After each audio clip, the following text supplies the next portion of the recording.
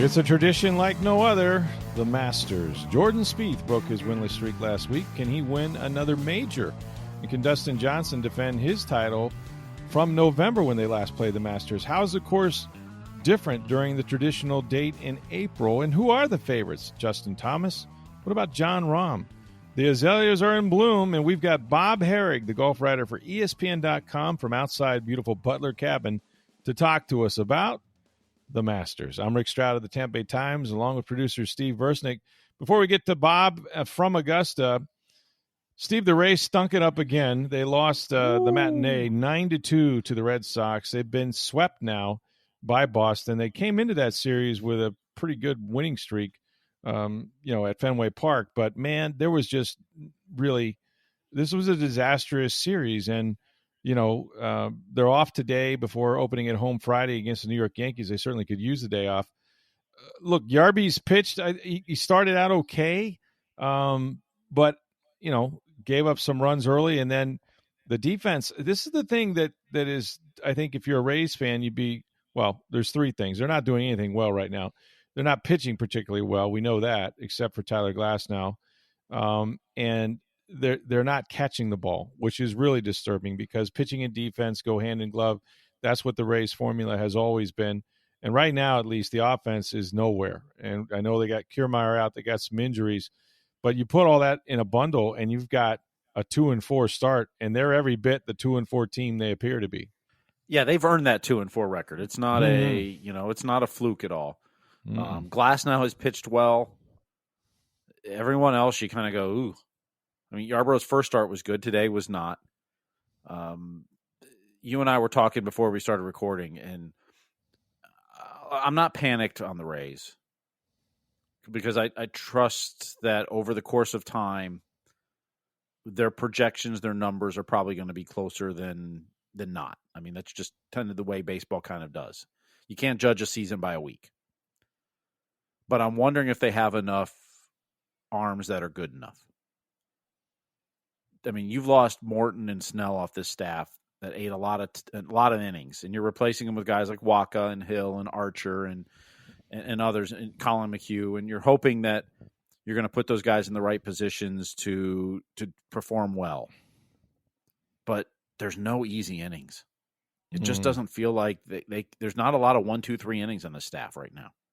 No, it seems like there's runners on every inning, and it's Dave and Andy. I was listening to them today. Call the game, and they said there's no clock in baseball, but if there was a time of possession, it sure seems like they're on the field a lot more than the other teams. Yeah. Mm-hmm. And that's not a good thing. When you're on the field more and they're at the plate more, time wise, that's not good. And it hasn't been good for the Rays so far this year.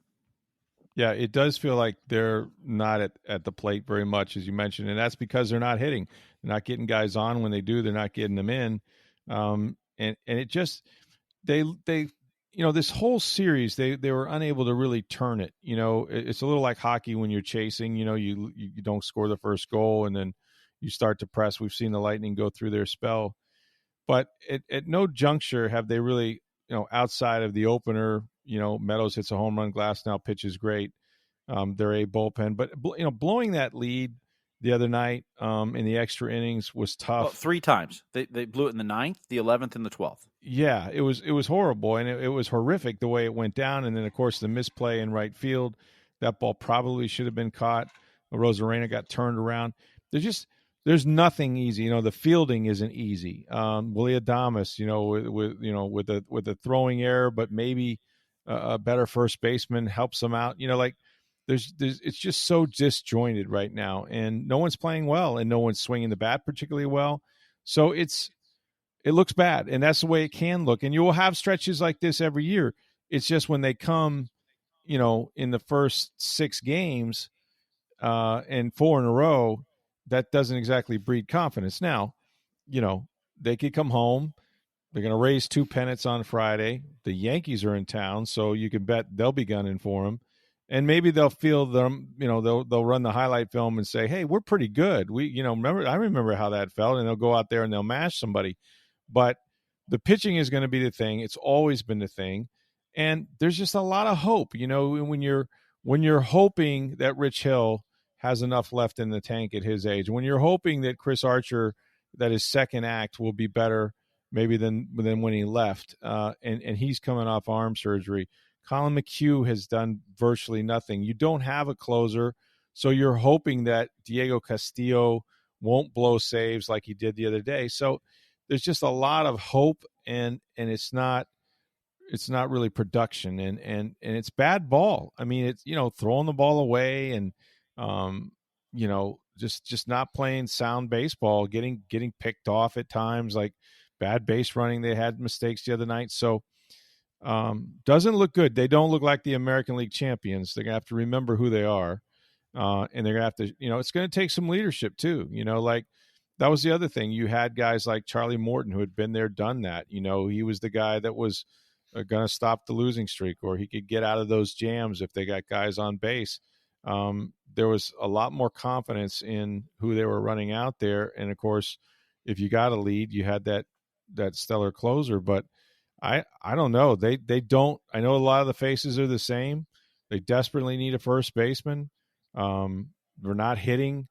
And so it all looks bad when it looks bad. But hey, as they say, they play 162, and you were mentioning like last year was a similarly bad start in its own right. So before we bury him, so last year they lost the opener to the Blue Jays at home. Mm-hmm. They then won the next 4 at home, 2 more against the Blue Jays, and then the Braves for 2. So they were 4-1. They then go on the road. They lost 2 in Atlanta and got swept in Baltimore in 3 games. So they were 4-6 at that point, right? They were 4-6 with a 5-game losing streak on the road. And that road trip, they did not look very good. Mm-hmm. 4 of the 5 games, they give up 5 runs or more. And there was talk of and this is on a 60-game schedule. So that was 1/6 of the way through their season. They were 4-6 and looked awful. And they turned that around. So yeah, you can't judge baseball in one week, because you're going to have a bad week several times throughout a season. I mean, it's the way it is. 162 games, you're playing 5 to 6 games a week, sometimes 7. Particularly on the road. When you're losing on the road. Mm-hmm. So now they get to come home Friday. They get to raise a couple banners. Mm-hmm. It's the first time they've had fans at home in front of them since the playoffs. 2 years ago against Houston? Right. That's right. Those 2 great games. The electricity like none other, we've never seen. And you hope, granted, there's only going to be 7,000 fans in the stands, but you hope it's going to be a lot of that same electricity. Right. Now the Yankees are in the building, so we'll see. Some will be rooting for the Yankees. Yes. Yeah, we'll see. So, but let's see how they respond now after taking a few punches to the gut this week. I mean, it's they started off 2-0 and it looked great, and now they've lost 4 in a row, and let's see how they respond. I mean, that's what baseball is it's definitely a marathon, not a sprint. And they've been through this before, and they do have experience. So let's see how they react and how they adjust. And unfortunately, the hitting looks kind of like it did in the playoffs outside of Rosarina. It really does. I mean, they weren't hitting in the playoffs at all. Granted, they had better pitching to back it up, particularly in the starters at that point. So. Yeah. So we'll see. Brandon Lau is in some of the guys you're counting on. I mean, Meadows had a couple home runs in the first series, but Brandon Lau needs to hit. And whether he hits home runs or not, Meadows needs to hit. And Randy's done some nice thing. Margot is actually off to a decent start. Yep. They're going to have to count on him with Kiermaier out now. Right. Exactly. And so you got that problem. So it's. Again, it's baseball. I get it. I'm a little nervous because I think their bullpen is if not an issue, it's certainly below their standard that they set, which was really high a year ago. But first, you have to get a lead before you can protect it. You need guys to come out and support them. But right now, it's just like they're just out there chewing up innings, and hoping that in a game that's probably out of hand that they don't burn through too many pitchers. So. Been hard to watch, but we'll see what they do when they open against the New York Yankees on Friday at the Trop. Mention this real quick, and Bob Harrig is coming up from Augusta, ESPN's golf writer. Tom Brady was on Good Morning America. He filmed this apparently when he went to Disney. I know you've probably seen on TampaBay.com and elsewhere him with the lightsabers, fighting whoever they fight in Star Wars these days. So he sat down with Michael Strahan, and Strahan and him are not only friends, they're business partners. They actually own a media company together. But that aside, not a lot of revelations. Tom's always good in these interviews, and I thought that it's always interesting to see how he's still driven by doubters. I mean, those who say he can't do something and I think as much as anything, Strahan played, sort of a montage of announcers saying Tom Brady's washed up. He's not going to win in Tampa. Bill Belichick, and you could just kind of see, Brady, he that's fuel to him. He thrives off of that. And so they touched on that a little bit, and he said, look, I still have this obsession about throwing a football. Like even though he's won all these championships, he's not done yet. He knows when he finishes playing, he can't come back and play again. So he wants to, literally suck, as much marrow out of his career as he can. And you can't blame him for it. Talked about his training in Alex Guerrero and all that. His family's been traveling. They've been skiing. They've been to Costa Rica. They went to the Middle East. I mean, talk about, hey, you got a private jet for me ready? I'm ready to go. So they've been doing all of that. And it was interesting, too, what he said a little bit about BA and, his relationship with him, just, how he's not Belichick, but that there's a lot of what he learned is there's different ways to do things. And not that one's better than the other, but refreshing would be a word I think he would agree with. And he said, in New England, he had been there for so long that whenever anybody came to the team, whether it was a rookie or a free agent, they were always the guy that would introduce themselves to him because he had been there so long, and he had to, sort of be the one that was welcoming everybody. But he said, when I went to Tampa, I was the new guy, and I was the guy that was coming to their team. And so it was totally different. People weren't coming up to me. I was going up to them. But he really clearly enjoyed winning, talked about the boat parade, that sort of thing. It was a fun interview, not a ton of revelations. He says, that he's doing well, and he's approaching. He goes, the thing about football is no one cares what you did last year. And he goes, that's the way I approached it last season, and I'll be approaching it again that way this year. We got to climb the mountain again and all that, and he's going to go into it trying to prove that he can win another one. So it's a good interview. Enjoyed listening to him. That's pretty much the extent of it. Welcome to another episode of Ask Tomorrow. I'm your host, Tomorrow. Better sleep makes for a better me, and Casper's Cooling Collection has everything hot sleepers need to keep cool all night long, like the Wave Hybrid Snow Mattress for over 12 hours of cooler sleep. Okay, next caller. Hi, Tomorrow. I need to break up with my boyfriend. Any suggestions? Get him a breathable mattress protector. It helps hot sleepers stay cool. I think I'll just go with flowers. Yeah, none of my exes appreciated the mattress protector either.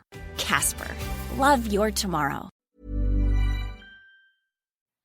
All right, it's a tradition like no other. You have to talk to Bob Herrig when it's Masters Week, and so we're going to do that from beautiful Butler Cabin. No, have you ever been? I wanted to ask you this. I've not been to Augusta. It is on my bucket list. I can't believe I live this close and haven't gone. Where have you not been at that golf club? Have you been to Butler Cabin? Have you been to all these majestic places?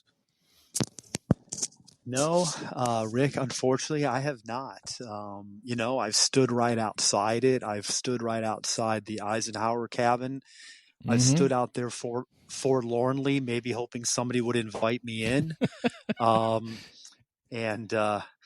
it's never happened. I mean, like if you can picture it, or if you do see pictures, the one that is basically almost directly to the left of the 10th tee, if you were looking down the fairway, that one's called the Eisenhower cabin or Ike's cabin.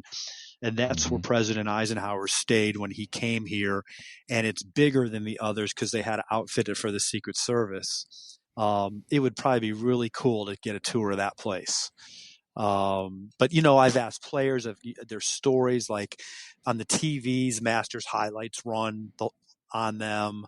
They have bedrooms and kitchens, and they're very like modestly appointed, but they're nice, Mm-hmm. And then there's one off a little farther down off the 10th tee called the Jones cabin. That's Bobby Jones.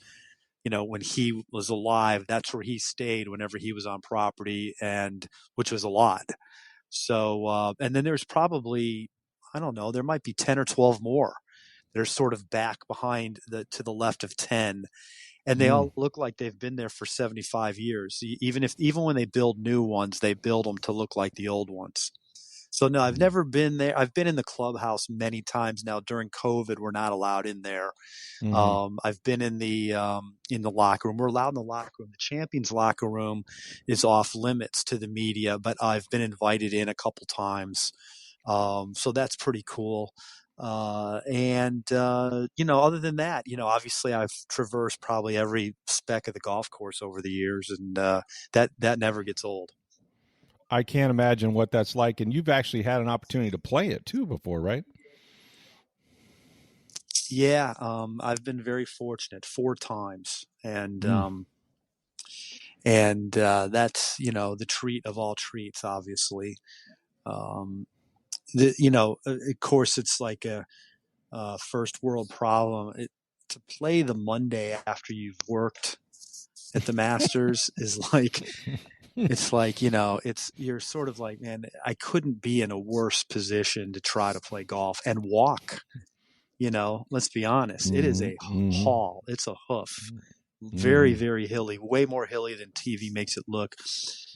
For those of us who mostly don't walk playing golf, because golf carts are the only thing we're allowed to do, to walk a golf course like this.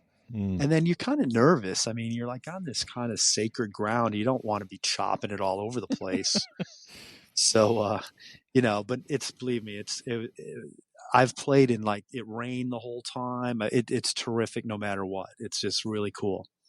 Yeah, I can't imagine. I could not get it off the first tee, even if I was playing a lot. I couldn't do that. I'd be too nervous for sure.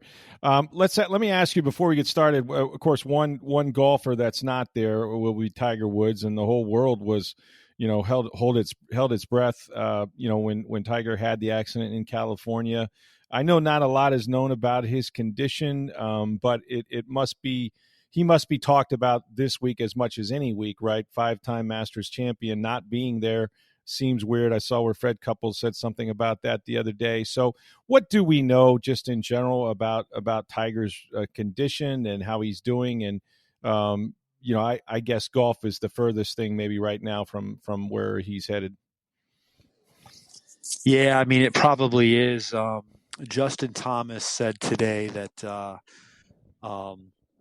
he actually visited him last week, and I take that to be a good sign.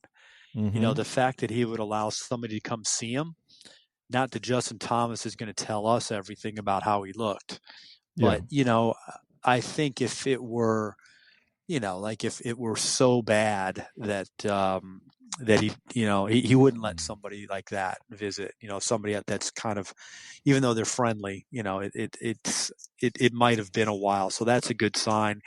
He also said that he's been dismayed by some of the conjecture about his injuries and what might be going on, and I take that to be a good sign. Like, so maybe that means things aren't as dire as they've been portrayed. Of course, though, Tiger's camp sort of doesn't help by not telling us anything. So so obviously speculation runs when there's no real news. But the injuries that have been reported are bad enough. Right. It sounds like his right foot has been hurt pretty badly. There's a lot of broken bones. The broken bones in his leg are going to heal. The femur, and there was a rod placed in there. I think the concern is more the foot. And how is that going to come back? And he's what is he? He's 45 now. You're talking a year from now, if he's ready to play, he'll be 46. And will he really be ready to play? I mean, golf is kind of a tough one to even think about at this point. It's 6 weeks ago today that the injury occurred, or the accident occurred. And, it's obviously months and months ahead, but, trying to hope for the best. I think you just want him to have a good quality of life. That's the irony to me is 4 years ago, Actually, it would have been like 4 years ago around this time is when he, just right after the 2017 Masters, which he couldn't play, is when he had the spinal fusion surgery. That was sort of make or break. I mean, it was going to possibly end his career or allow him to have a chance. But he didn't do it for the golf. He did it for quality of life. You know, he just couldn't. Right. He just was miserable. You know, he could barely move, and so it took care of that. And then you have something like this happen. You know, which is almost ending of life. And you know, he's been through a lot when it comes to injuries. That's for sure.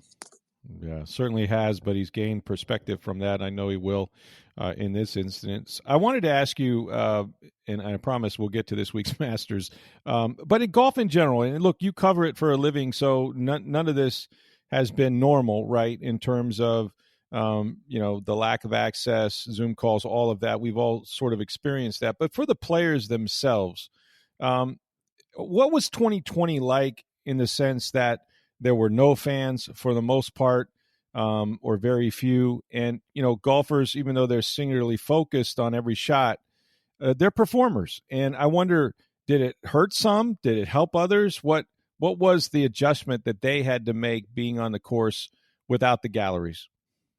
Yeah, I think it's a good question. I mean, I think these guys all miss fans and miss the commotion. And certainly I thought that that it offered a unique look, because this place is typically packed, and it's one of the hardest places to see anything. Frankly, you know, there's so many people. You have to really work hard to see, and you know, you have to maneuver, and you might be trying to get in grandstands. And last year they didn't even have ropes up. I mean, those of us who were out there, you could walk right up to a tee. I mean, I'd be, you know, 5 yards from a guy hitting a tee shot. That was pretty cool, but you know, it kind of got old after one day. You know, you like the noise, you like the cheering, you like the sound. Certainly, I think that was a benefit. There was a couple of young guys that were up there behind Dustin Johnson, Cameron Smith, and Sung Jae Im, a golfer from South Korea. You know, they were close, and I think not having that noise and that pressure probably helped them. Playing the back nine on Sunday when you're in contention at the Masters is a nerve-wracking deal. Yeah, and they're just going around like it's a member guest, you know. And I'm sure they felt the pressure, but you're not human if you don't hear it. You're human if you don't hear the cheers going up for somebody somewhere else that you know they've done something big. And so it's not going to be normal this year, but it's going to be better. And there's going to be 7, 8, 10,000 people here. They won't say. It's just going to be all by guess. But, you know, I've seen a good number here during the practice rounds. They're going to have one of the merchandise things open. It's a little bit more back to the way that we're all sort of hoping it gets to here pretty soon, with, you know, with the team sports being able to bring people back. They're just unlucky here in that, you know, when they postponed to November back in April of last year, basically the week of what was supposed to be the Masters last year is when they said, we're going to wait till November. And you know, they thought everything would be fine by then. And it's amazing to think that a year later, it's still not fine to the point where they can have a full house. Yeah. I mean, people have to wear masks watching this even outside, you know? So it's, you know, but obviously there's bigger problems than that in the world. But in terms of sports, it's been, you know, it's in a golf tournament like this, it's been disappointing. Obviously, it's just not the same. Yeah. Well, it is a cathedral. You know, Dustin Johnson won this tournament that you mentioned, played just back in November. I'm curious how, you know, maybe the azaleas weren't blooming, but how different was the course? How differently did it play, the conditions, than they will experience traditionally, you know, this week? Yeah, it's a big difference. I mean, most of them said you have to kind of throw everything out from then. In fact, they said in November you had to throw everything we know about it out. It's just, you know, agronomy being what it is, it's different in November than it is in April. And I mean, you could say that for Florida. So, but I mean, here especially because of the way they operate, they close in the summer, and they let the fairways basically go dormant. In fact, they sometimes will actually shave them off and let them regrow. And so they have a Bermuda grass fairways like we have in Florida, but they overseed them with rye in the fall, which is what makes it look green. And we do that too, and down in Florida. That's why in the wintertime when you drive by a golf course and it's all green, it's because of the ryegrass has been planted. Well, they put it down in September usually, and it takes a little while for that to take hold and to get solid. And in November, it just wasn't quite as it is now. It's had another 5 months to come in. Even if they have cold weather, it's different than it is in November. It was a little thin. It was kind of soft. They got rain. The greens were soft. Mickelson talked about this today. He said, the greens are nothing like they were in November. You could hit shots that weren't going to move. He goes, that's not the case now. Now, we've had really nice weather all week. It got cold over the weekend, and it was windy, so that dries it out. There's been no rain yet. There probably will be some. But, I mean, a firm, fast golf course is always what separates the best players. Because when it's soft, even though it plays longer, your mishits are going to stop. They're not going to roll through the fairway. They're going to stop on greens. Whereas the best players who strike it the best and are the most precise, they are the ones who are going to benefit because you can't mess around too much on these greens. If you miss them, they're going to go off. Right. It's and we've watched through the years how with Tiger Woods it was about knowing where to miss as much as knowing where to attack flags and things like that. I wanted to ask you, I watched with great interest last weekend, Sunday, as a matter of fact, Jordan Spieth win a golf tournament, which doesn't sound like it should be a headline, but it is. And, I didn't realize how long he had gone, how many tournaments he had played without winning, because all you remember is him having 3 major titles by the time he was 25 years old, it seemed. And I've seen him struggle. The putting got away from him a lot of his whole game. I think he had to sort of recraft. But where is he now, and sort of what process has he had to go through to get himself back in the champion circle, I guess?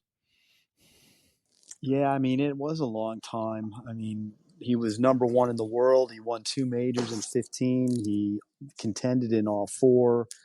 He won the British Open in 17. He was the 54-hole leader at the British in 18. And after that, he barely contended again. Like since the 2019 PGA, where he finished 3rd, which is now almost 2 years ago, he really had not been a contender in any tournament until this spring, this winter. Finally got it going at Phoenix, where he was the 54-hole leader, and he finished 4th there. And the next week he finished 3rd at Pebble Beach, and he was 4th at Bay Hill. He finally started finding some form. I mean, he missed the cut at Torrey Pines in January, and he had dropped to 92nd in the world. And he's had putting issues. He disclosed a couple weeks ago that he hurt his thumb in 2018, or his hand, I guess, his hand. He had some sort of a bone issue in his hand that he did not get fixed. And he tried to sort of just play around it. And his coach was sort of advocating a grip change that he didn't want to do because it hurt. And so he didn't do it. And so then, he started his driving accuracy was like 190th on tour. His, everybody thinks of his putting, but really his iron play is his strength. And he wasn't hitting greens, and, it all added up to bad scores and not contending, but he's only 27. It's crazy. He's only 27, and he stuck with his team. He didn't fire his coach or his caddy or his trainer or his agent or his, the psychologist or whatever else he's got in his entourage. He stuck with them all, and he decided, look, it's on me. I got to get through this. And And he did, and he was telling us yesterday, I'm really not back to where I was. I've got a long way to go to get back to that. It's just nice to have some putts go in. It's nice to have some success and get some confidence. Well, we'll see if that confidence can carry into this weekend. Although it's hard to win back-to-back tournaments, much less one of those being the Masters. One of the greatest golfers in the world, and we chatted just a little bit briefly before this podcast, is Justin Thomas. You like him in this tournament. You like him in any tournament, right? But it seems like you've said that he gets better at this golf course every time he plays it. Yeah, that's right. I mean, he's kind of slowly but surely, gotten better. The thing with him is he's not putted well enough, and he'll tell you that's been his thing, and he's sort of slowly but surely. Some people it takes a little while to figure this place out. There is a learning curve at Augusta. It's such an intricate course.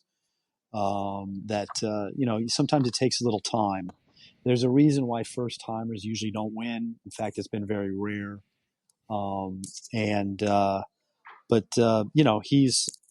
He's slowly but surely been figuring it out. I mean, he was fourth in November. He was T12 in 19, T17 before that. Every year, this is his sixth Masters. Each of the first five, he's gotten better every year. And, he just won the Players' Championship, which is a course where you've got to be a good iron player, really good second shots. Augusta's a second shot course. You need to, obviously you want to drive it well too, but it's really about where do you put that ball with your second shot to these greens. And he's certainly got the ability to do that. The player that you said we should watch is Jon Rahm. I guess his wife recently delivered a baby, so that's out of his head. Right. Rahm's another guy. Tell me about his game, where it's at right now, and why you like him this weekend. I just think he's got a game suited to this place. Some guys are. I mean, Dustin Johnson's that way too. And early on, it was a mystery why he didn't do better. He's played it 10. Dustin Johnson's played it 10 times, and the first 5 times he wasn't close, and then now the last 5 times he's been in the top 10 every time, including a win and a second. And I think Rahm has sort of grasped it quicker. He's had 3 top 10s in 4 starts, and I think that's a good sign. Like he knows what to do here already. He hits it long, he hits it far. He's a young guy, he's already third in the world. Won last fall, has contended a couple times this year already. So if he's got his head in the right place after his wife just had a baby, if he views that as a relief rather than, he's stressed by it, then I think he's got a great chance. I think he would have been way more stressed if because he had said he would leave. So she was supposed to be due next Monday. And so he was ready to leave if on a moment's notice if need be. And I would think that would be distracting and it would have been harder to play. But now, that should be past him. I don't think he's missed any tournaments due to it. And I kind of like him. Well, there's lots of former champions part of the field, too. I'm just glad that we're going to have the Masters where it's supposed to be in April. The course will look beautiful, and Bob Herrig is there. Bob, on ESPN.com, tell me what you're working on that we can look forward to. Actually, I just wrote something about what we were talking about, the different course conditions. How it's going to be different from November, how it's going to be different over the last several years. It's not been that firm the last few years. Right. That's due to, usually due to weather. And now we've got a chance for that, at least if any kind of weather holds off. I did a big piece on DeChambeau, Bryson DeChambeau. He's, right. He's a different cat. He approaches it different, and kind of looking forward to seeing what he brings because he hits it so far and he's worked so hard at trying to do that. So it should be fun. Dude, I watched him on the practice tees, and I swear to you, it was like I know he lifts weights and he got big, right, to create this head, golf swing speed. But it looked exhausting to me. It looked like a guy who was working out as opposed to trying to play golf. I've never seen anything like this guy practice on the tees. It's unbelievable. He was doing this drill where he had he would hit a drive every 10 seconds. And, it was like, he was like the caddy was down there teeing him up and he would just in rapid fire go and swing with all his might. And it'd be like, you'd be gasping for breath and on the ground after about 6 of them, and I mean, he just got a different look at it, usually, the thought had always been in golf that you didn't want to get too muscular. Flexibility was everything. But man, he put a lot of thought into it with a trainer and all kinds of people. He didn't just start eating. That's part of the story I wrote. He didn't just start, having 6 protein shakes a day and eating 2 steaks and all the things that he was doing to gain weight and get bigger. Like they thought that out and they had this plan to prepare him. And I remember when he talked about it, like in the fall of 19, that he said, look, I'm going away for a while and I'm going to be putting on about 25 pounds before we see next. And everybody looked at him like, are you kidding me? What are you talking about? And sure enough, man, the guy, and you know what, for the most part, it's worked. He leads a tour in driving distance. He wasn't anywhere close before that. It was probably 25th on tours like that. And, hits these rocket moonshots out there. Now, of course, he's the first to admit there's other parts to it. You got to hit your approach shots in the right place. You got to make putts. You got to be able to chip. And when he can do all that, he's got a great chance. A lot easier when you're chipping from 75 yards and the other guy is, 125 yards away.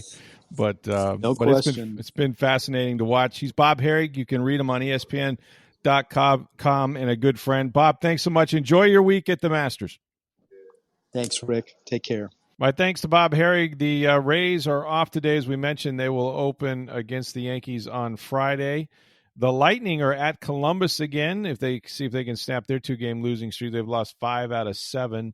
Columbus has always been a tough out for them, but they need to get some goals. I mean, they're in a little bit of a scoring drought right now, so they got to turn that around.